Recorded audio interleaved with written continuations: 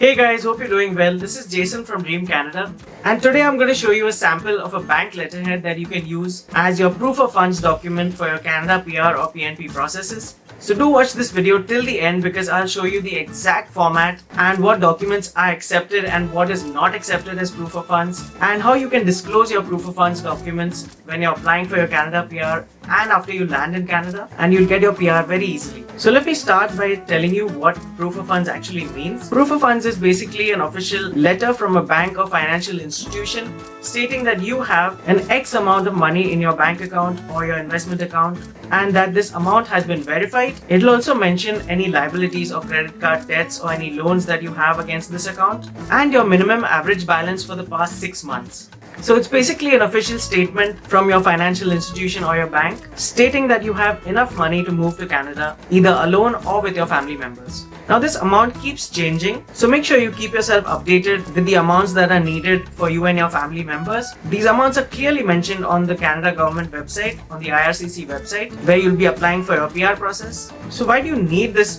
proof of funds document and what is the actual purpose of this document? For most of you applying, you'll be flying to Canada and you'll be searching for jobs after you land in Canada. So you'll definitely need some money in the initial days or weeks that you land in Canada. That's before you get your job offer. Like as soon as you land in Canada, you'll need to spend money on your rent, for your accommodation, phone bills, internet plans, groceries, furniture shopping, and so many other things. So you'll need to make sure that you have enough money to settle down after you land in Canada and before you receive your job offer. So the government of Canada just wants to make sure that you can take care of yourself and your family members if you don't manage to get a job quickly. Now, if you already have a job offer in Canada or if you have a work permit and you're already in Canada working for a Canadian employer, you won't need these proof of funds documents to apply for your PR because you already have proof of employment, and that shows that you can support yourself, you can sustain yourself already when you're in Canada. So you don't need any additional funds to prove that. So in this case, you won't be needing any proof of funds documents. So that would apply to anyone who has a Canadian job offer or who's already presently working for a Canadian employer. Now the amount for proof of funds is calculated depending on the size of your family. So basically, the bigger your family is, the more money you'll need for your proof of funds document. Please note that even if you're flying to Canada alone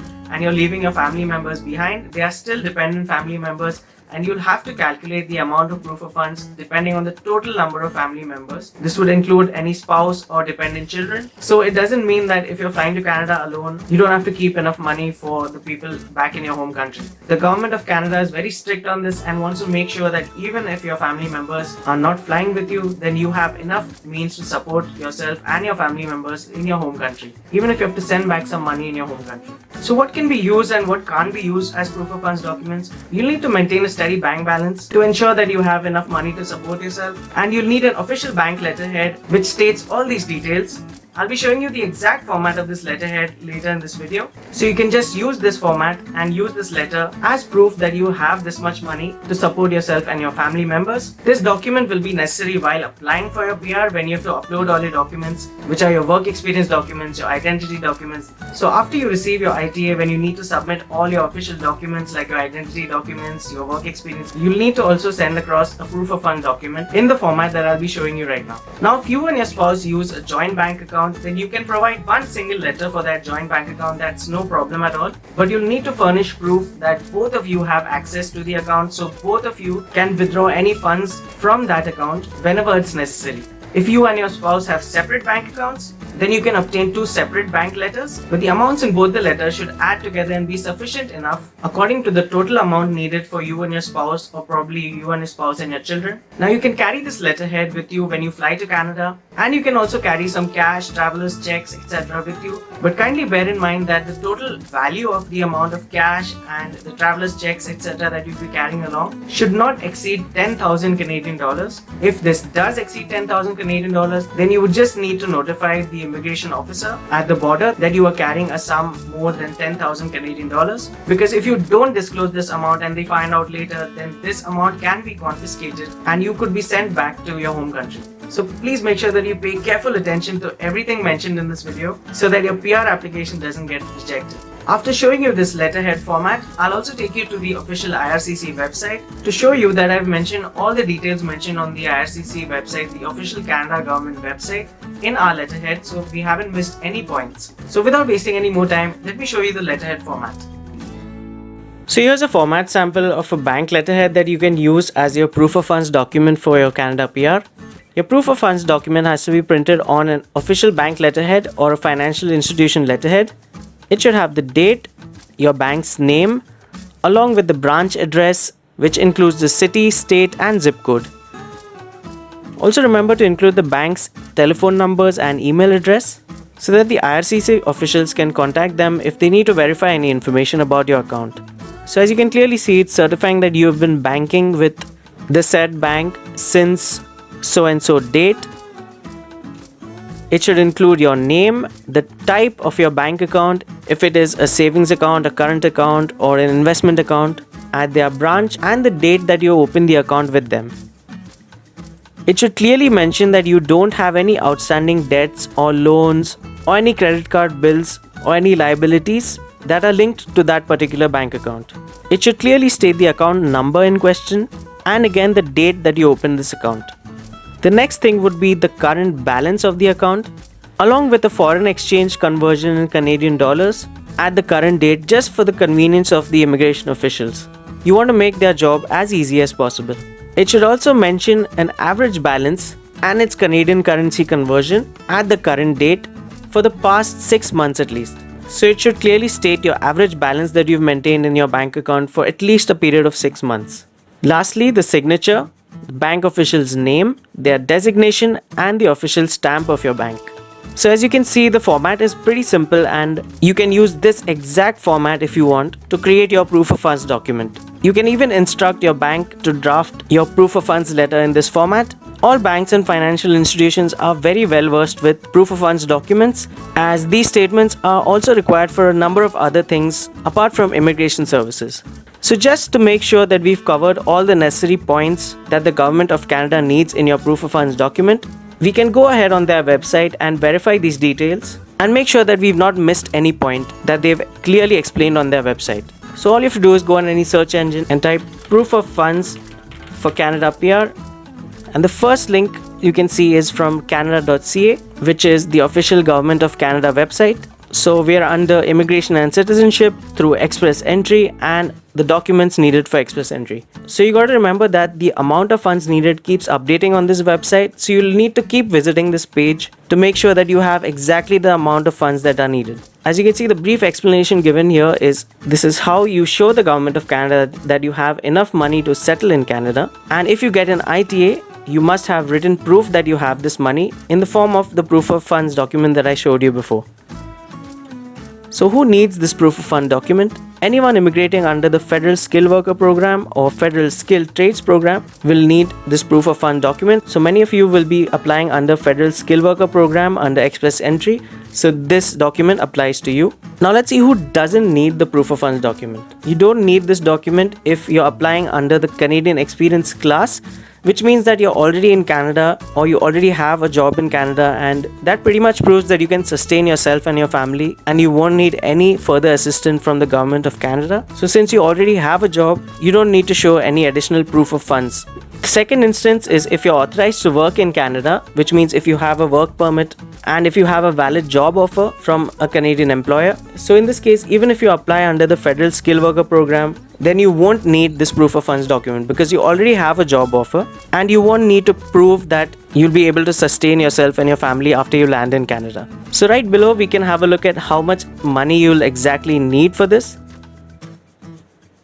which depends directly on the size of your family. So the more family members that you have, the more money you'll need to show as proof of funds. So you have to include yourself, your spouse or your partner, your dependent children, and your spouse's dependent children. So you have to count yourself, your spouse, your children, and if your spouse has any children from their previous marriage. Now it's very important for you to remember that even if your spouse or children are not coming to Canada with you, or if they are permanent residents or Canadian citizens, you still have to maintain the amounts mentioned here based on the size of your family.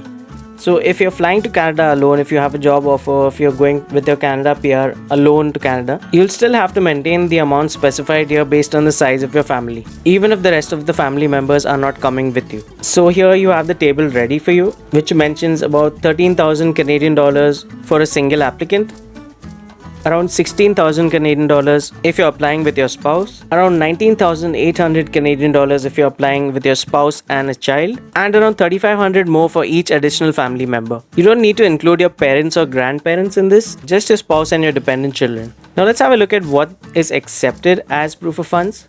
So your funds must be readily available for you, which means you'll have access to it anytime that you need it. The most simplest form would be your bank account balance. For example, you can't use any equity on real estate property as proof of settlement funds. So even if you have any property papers or any mutual funds, they won't be accepted because they are not readily available to you. So if you don't have any liquid assets, then those things won't be accepted as proof of funds. You can't borrow this money from any third person, obviously. You need to make sure that these funds are yours and yours alone, and you must be able to use this money to pay the costs of living for your family, as I explained earlier, even if they are not coming with you. So in the initial months, if you don't get a job or if you're struggling to get the position that you want, you'll still need money to pay for your rent, your groceries, transportation, etc. So these funds must be basically available to you for these costs of living that you may incur in the initial months after you fly to Canada. Now if your spouse is coming with you, then you can have a joint account with them, but both of you would have to prove that you have access to the account and you can withdraw the funds whenever you need them. These funds must be available when you apply and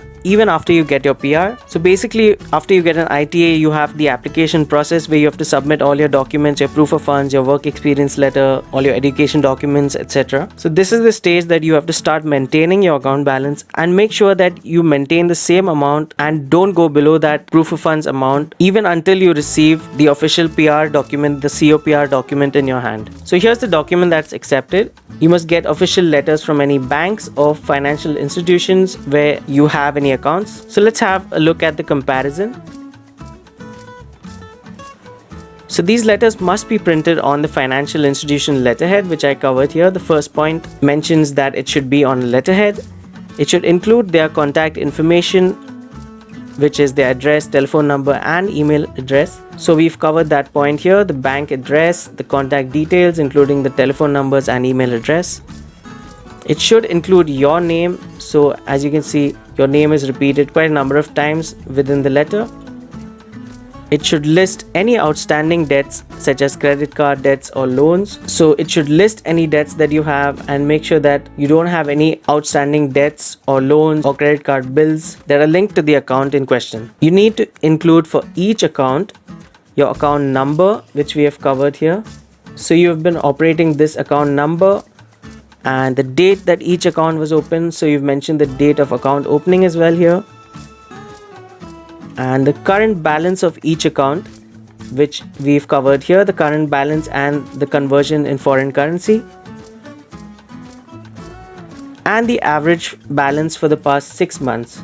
So we've covered that as well in the last point, along with the foreign currency conversion, and of course the signature and bank official's name, designation and their stamp. So as you can see, we've covered all the points that are mentioned here. So everything that needs to be on your letterhead has been covered in this letter format. The amount of these funds keep changing, so make sure that you have a look at this page every now and then and before you apply as well. Now on the website, they've also listed the amount permissible when you're entering into Canada. So you can bring as much money as you can and as you want, but just make sure that you disclose any amount above 10,000 Canadian dollars to the immigration officer, because if you don't tell them, you'll be fined and all your money can be seized. So any cash or documents which are stocks, bonds, debentures or treasury bills payable to you, and any other documents that guarantee any payment of money after you land in Canada, like bankers drafts, checks, money orders or travelers checks, anything above the amount of 10,000 Canadian dollars has to be disclosed to the border officer to make sure and ensure that the funds are strictly your funds and there's no risk of any money laundering. So let me show you the letter format again.